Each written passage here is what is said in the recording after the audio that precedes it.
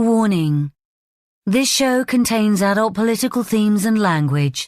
Liberals and little children should cover their ears. Welcome to Liberty Never Sleeps, where negativity never sounded so good. Now here's your host, Thomas Purcell. I thank every day. If it wasn't for them, I wouldn't have what I have.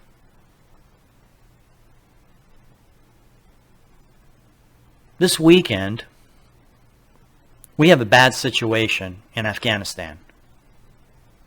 13 families are getting a letter over this weekend for a war that they thought was over. And I think the president and the Secretary of State knew it was going to happen. Knew that it was going to go badly. Knew that the decisions that they were making were going to get people killed, and they just didn't care. Because they wanted the money, in the sense that they didn't have to spend money on Afghanistan anymore. They could free up funds for whatever Mickey Mouse agenda they have planned for the American people. And you know how I know? They're all on vacation this weekend. Every one of them. Blinken, he was out of town whooping it up, having a good time. There's pictures now on the internet. Biden was on vacation. He was in Delaware. When all this stuff started going down, he didn't even want to come back and talk about it. He's like, it'll blow over. Both on just taking a holiday. Now, I've seen this behavior before. Do you know when it happened before? Back in the Carter administration, the Iranians took hostages, if you remember. Infamous. Our embassy was overrun by the Ayatollah Khomeini and the students. Incidentally, it was the same kind of situation. The Ayatollah Khomeini was in prison, and they released him, and he went back to Iran and fomented a revolution, just like this guy. Sitting in Guantanamo Bay, all of a sudden he goes home, says, I'm a simple shopkeeper. Turns out he's the head of Afghanistan and the head of the Taliban. I don't know why we didn't kill him. There you go. That's what happens. They knew it was going to happen. Back when Carter knew the damage that was being done to the embassy, to them politically, to our nation, they had decided on a rescue attempt. And the Secretary of State at that time told them not to do it. Said, this is a bad time of year in that part of the world. A lot of desert dust storms. We're really out of position. We really should do this a different way. They had planned a helicopter attack on the embassy to rescue the hostages. They were going to send in several helicopters. They were going to launch them from bases in Saudi Arabia, fly across the desert, because at that time we had no bases in Iraq or Qatar or Kuwait or anything like that. We had to go a long distance. And they said, well, this is the plan. And a number of Joint Chiefs aren't 100% on board. They say it's a really high-risk plan. Well, the Secretary of State at that time was opposed to it. A number of Carter's administration were opposed to it and said, I don't want any part of it. You know what they did when they knew it was going to go badly? They knew that the rescue attempt in Iran was going to go badly, or at least had a good assumption it would. They went on vacation. They said, well, here's what I'll do. I'll just go on vacation. And then when it didn't go well, when the helicopters crashed in the desert and people were killed, because they didn't listen to experts who told them not to do it, because they tried to force it because of the political implications of the Iranian hostage crisis. They came back and said, well, I didn't order it. I was on vacation. I didn't directly order it. Other people ordered it, and the president did. The president, of course, Carter, and he had to authorize it, but he denied that he had anything to do with it. And then a few days later, he resigned. That's the same things now. They knew it was going to go badly. That's why they went on vacation, so they didn't have to answer questions. Because everyone, when it all started to go down, when the Taliban started to overrun the country and had bum rushed the city, they knew that was going to happen. They knew people would be trapped. That's why they were on vacation. Why would they go on vacation a week before Labor Day weekend? No, you go on vacation Labor Day weekend, and then Congress comes back in session when you get back. That's when that's when leadership takes a vacation. Labor Day weekend. It's what everybody does. It's common. Why would you go the weekend before? Because you knew that you had a military operation going down and you knew it was going to go badly. You knew because the experts told you that. A number of them. Hey, listen, they're overrunning. They'd been overrunning the country since June. When the Taliban took over Bagram, you didn't say anything. You didn't say, whoa, we got to put a timeout. You weren't there. And they didn't want to be there. They didn't want to be available because they knew if they were available, then the Joint Chiefs and the National Security Team would come to them, call them. We'll call up Joe. Call up Sleepy Joe, wake him up from his nap. They've overrun Bagram. They're going to be in Kabul in a few weeks. We better hold out. We better, lock down the city. We better defend the city and put a hold on this. We're never going to get them all out by September 11th. Because that was the goal. That was the political goal. He knew the political implications of getting everybody out by September 11th would be a boon to him. And they didn't want to be available. So when something goes bad, and this is going to happen, folks, after this is all over, they're going to have heads roll.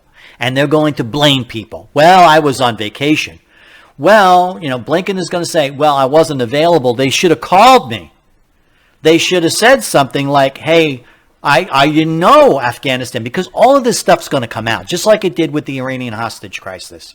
It came out weeks later after it was all over. Well, they told them that the helicopters couldn't stand a dust storm, that they didn't have the proper filters in the planes, and et cetera, et cetera. All of this is going to come out on this Kabul. You watch.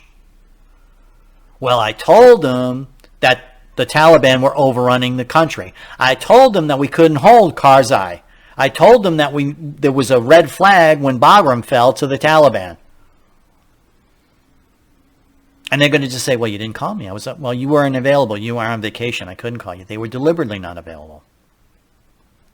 I've seen this happen a couple times. And it's not something iconic of Democrats. It happened under Bush administration, too. When things would go bad, people would be on vacation, conveniently.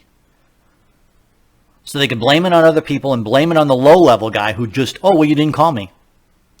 Listen, you're the Secretary of State. You're the president. You're the vice president, right? You're the top guys who are you're supposed to be there. You should be in the war room when an operation like this starts. Where you were out, what, playing cards? This is like what happened in Benghazi. You remember that? We had an operation go bad in Benghazi. 4 people got killed, including the ambassador.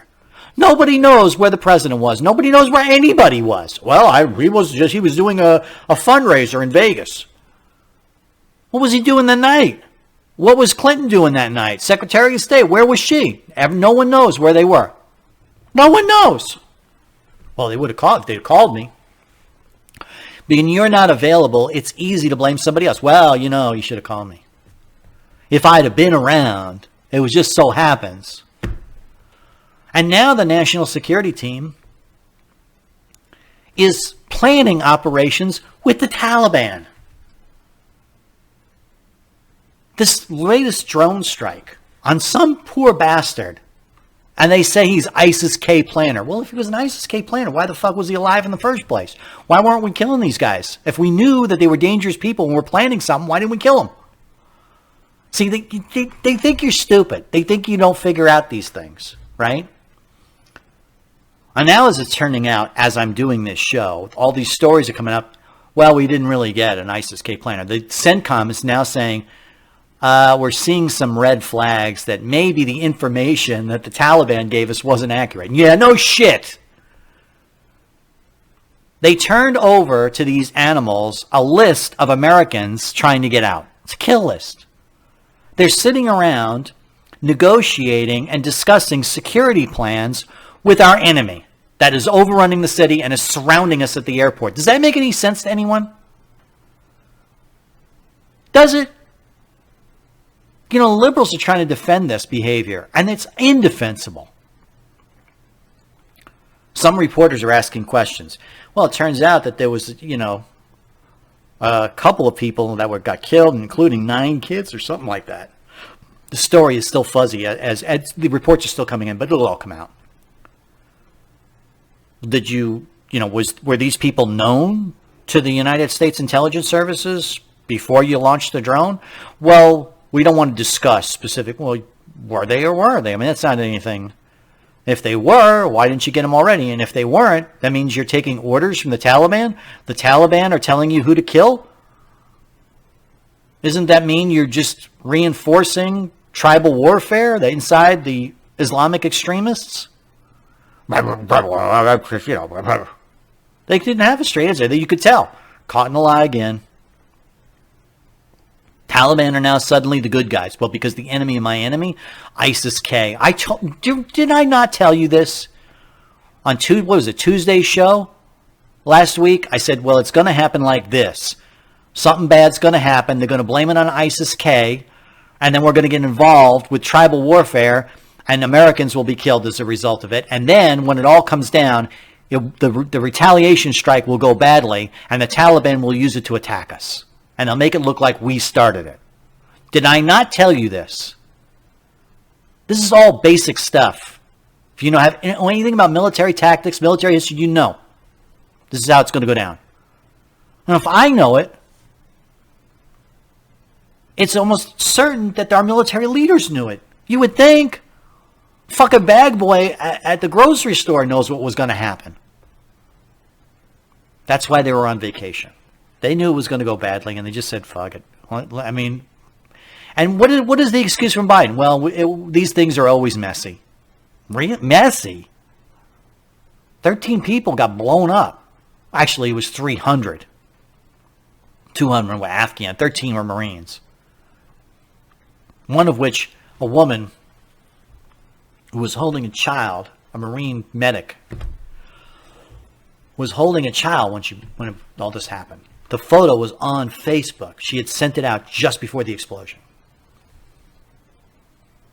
These are the animals that we're doing business with? And you don't think the president should resign? And liberals, you're cheapening the 25th Amendment. I almost fell out of my chair when I saw liberal reporters saying, well, you're cheapening the 25th Amendment and resignation. Are you fucking kidding me?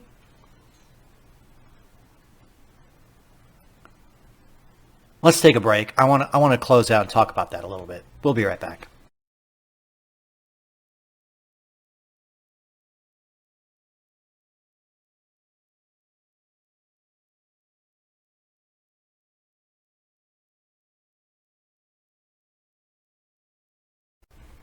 You know, NBC was doing an interview. I'm sorry if I got a little upset at that last one. NBC was doing an interview with the Taliban leader, and you could see in his eyes, the guy had dead eyes. I mean, it was like looking, if you know how when you paint a car flat paint, that no reflection, no gloss? He had no gloss in his eyes. That's a sign of a sociopath. Dead eyes. Been through too much. Seen too much warfare. Didn't care. He'd just as soon kill you as interview you. I don't know why our leaders couldn't see that. Supposedly the CIA met with these guys. I know what I would have done. If I was president, I'm serious. If I was president and I knew an interview was going on where the NBC guy was meeting with the Taliban, I'd do whatever I could to find out where that meeting was. Or if I knew where the CIA was meeting with him, so I knew his location and I knew those leaders, I'd have a hit squad waiting for him. And then I'd hang him off of the fucking rafters and I'd have NBC film it. And I'd say, this is what happens when you mess with them. That's what Longshanks did, by the way. That's how he dealt with his enemies. He would set up a meeting with them, and then he would kill them all. And then do it in a public way so that his enemies feared him.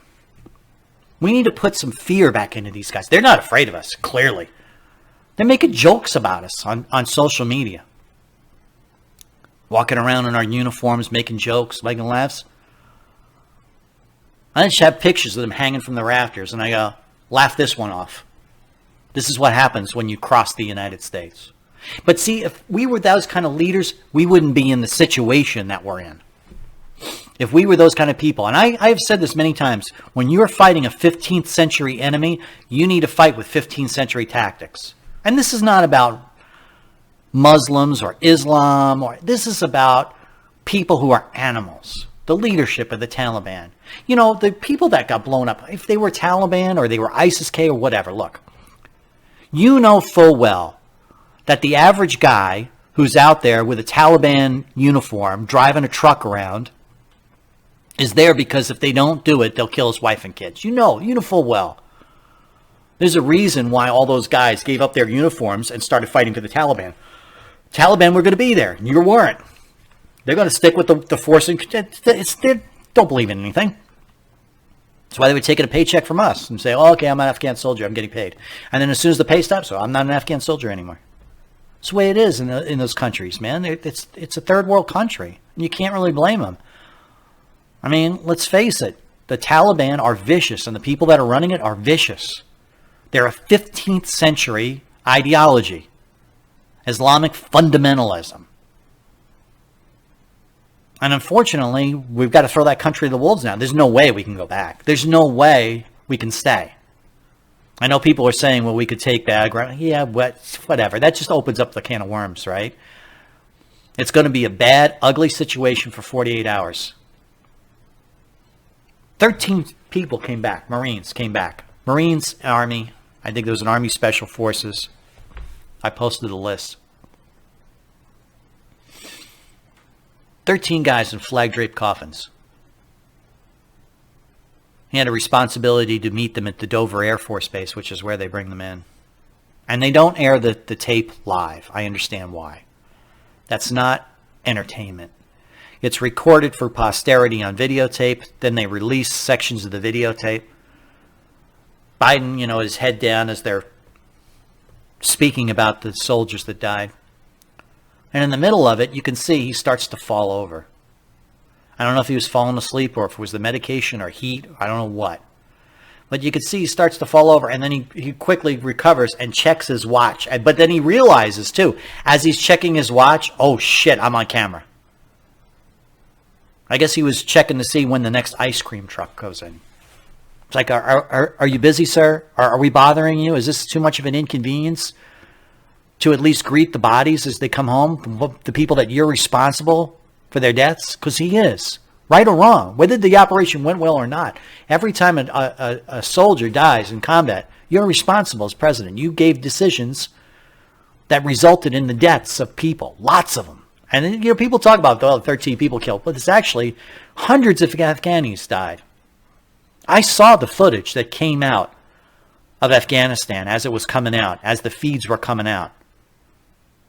I don't know if you've ever seen what happened in Boston, but this was like 100 times worse. I mean, it was just a pile of meat because of a foolish decision. Foolish idea that you can control that kind of a situation. There is no alternative for me as a matter of honor, as a matter of duty, since we talked about it. President must resign when you do something like this. It's never happened in American history when a president has made that much of a mistake that has cost that many lives. It's incredible. Columnists are saying, well, we didn't ask for resignation of Bush, but Bush didn't make a bad decision which resulted in 9/11. And even Benghazi, an operation gone wrong, even that doesn't call for a resignation. Well, we didn't call for resignation when Reagan got people killed in Beirut. No, but there were people that did resign over it. Alexander Haig, for one, over our decisions that were being made that he didn't agree with. And then what did Reagan do to resolve the bombing in Beirut? He said, I'm going to stay. I'm going to fight it out. I'm going to send a message to them that they're not going to scare us away. And it was Congress who said, well, if you do that, we're going to invoke the War Powers Act. That made him withdraw forces. And as they were withdrawn and pulled those guys back, those Marines, and brought them home, he had the New Jersey sailing close and bombed the shit out of the area. Turned it to ash.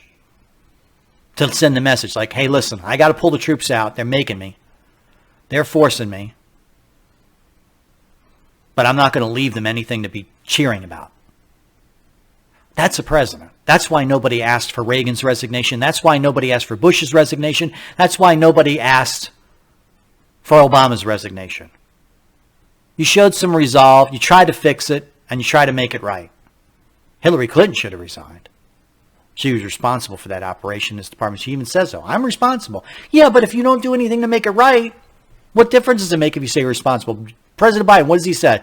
I'm responsible. Ultimately, I'm responsible. But the last president put me in this situation.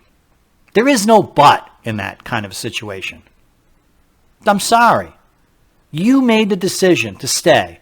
You made the decision to withdraw soldiers through a public airport. You got those men killed, and you got those Afghan citizens killed. You're responsible. You are unable to complete a sentence properly. You are the one falling asleep. You are the one who hired the national security team that is making mindless decision after mindless decision. You are the one that's supposed to resign. Now, do we have a process to remove a president? We have two. Impeachment and the 25th Amendment. Impeachment is not appropriate. I'm going to say that for the record. I'm going to stand alone on that. Impeachment is not for maladministration. It is for crimes and misdemeanors. And what the president did was not criminal. It was stupid, it was foolish, and it got people killed. That's what the ballot box is for, and that's what resignation is for. There is another option, the 25th Amendment. That is when a president is incapable of making a good decision. All of his cabinet have to get together and say, listen, he is not capable of the job because of mental infirmity, physical infirmity, whatever. And I believe that President Biden is at that point. That he is making decisions because of what? Mental infirmity. You could see it. He couldn't even handle a question from the press. He had to put his head down on his binder. He's leaning on his binder. I can't handle anymore. They're telling me I shouldn't answer that question. They'll get mad at me. He's not competent. I don't know why the left can't see it. I certainly can. We're out of time for today. Those are the two things, resignation or the 25th. The 25th they'll never do. They're never going to do it. Sets a bad precedent. Every time a president makes a bad decision, he'll worry about this cabinet going, oh, goodbye. But do the right thing. And you talk about duty versus honor. This is a real leader comes out and says, you know what? I really screwed up and I don't know how to fix it. Those are the two things that have to happen for him to resign. I screwed up and I don't know how to fix it. Because if he said I screwed up, I'll take responsibility, but I'm going to fix it. I'm going to make them pay for what happened. And I'm going to get every last American out, and I don't care how long it takes. Well, then I could say, well, all right, at least he's in charge. At least the adult is in the room, right? No, the Taliban isn't going to tell us that we have to get out by August 31st. The deal is scrapped. You got people killed. You overran the city when you told us that you weren't. You overran Bagram, and you were told that you couldn't. That was the deal, and you violated it. So, fuck it. Game on again. Now you face the full fury and might of the United States, and God help anyone who gets in our way. That's what should have been done. Then you could say, well, at least he's in charge. He made a mistake. And that's what they did with Reagan. Well, he made a mistake, but you know what? He's in charge. That's what Bush did. He stood on that pile of rubble. We're going to get those guys. Now, he may not have made the right decision later with the Homeland Security and what he did with Iraq, but that's for history and politics to talk about. But he said the right thing at the right time, and then he took the right action. That's the sign of leadership. That's the sign that you have somebody of honor in the office. That's the sign that the adult is in the room. We don't have that. I don't know what's going on I don't know what goes on behind closed doors. Maybe someday it'll all come out in a book. We're out of time for today. I hope you enjoyed today's show. I, like you, like most Americans, will be watching what's going on in the next 48 hours. Please, if you're in the hurricane alley, get out, do what you can. Please, please, please be careful. This is a bad one. And if you're a soldier or a veteran, I just want to reiterate my thanks for your service to this country and for what might happen in the next 48 hours. God help those men. You are being led by incompetent people. But we're out of time for today. We'll be back tomorrow. Hopefully, a miracle will happen and nothing bad will happen between now and then. We'll be back then. Take care, folks. Have a good one.